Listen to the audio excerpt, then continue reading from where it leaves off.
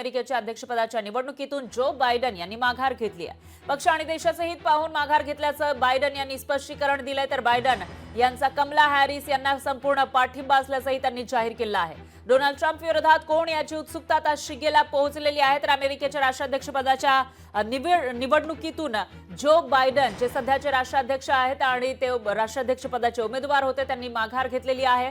वार्धक्य असेल किंवा त्यांना कोरोनाची लागण झालेली होती आणि पक्षातून दबाव वाढलेला होता, त्यांनी या निवडणुकीमध्ये उतरू नये म्हणून, कारण त्यांचे वेगवेगळे किस्से समोर येत होते, त्यांना बऱ्याचशा गोष्टी समजत नाहीये आणि वेगवेगळ्या हालचालींवर नियंत्रण आल्याचं सुद्धा या ठिकाणी पाहायला मिळालं होतं। त्या पार्श्वभूमीवर आता जो बायडन यांनी अखेर माघार घेतल्याची माहिती समोर येते। त्यामुळे ट्रम्प यांच्या विरोधात आता दुसरा उमेदवार नेमका कोण असेल, सत्ताधारी पक्षाकडून याविषयी उत्सुकता निर्माण झाली आहे। तर जो बायडन यांनी कमला हॅरिस यांना पाठिंबा जाहीर केलाय। त्यामुळे कमला हॅरिस या सुद्धा ज्या सध्याच्या उपराष्ट्राध्यक्ष आहेत त्याही या रेसमध्ये येण्याची शक्यता आहे। तसं झालं तर भारतीय वंशाच्या कमला हॅरिस या अमेरिकेच्या राष्ट्राध्यक्षपदाच्या निवडणुकीमध्ये आपल्याला दिसू शकतील।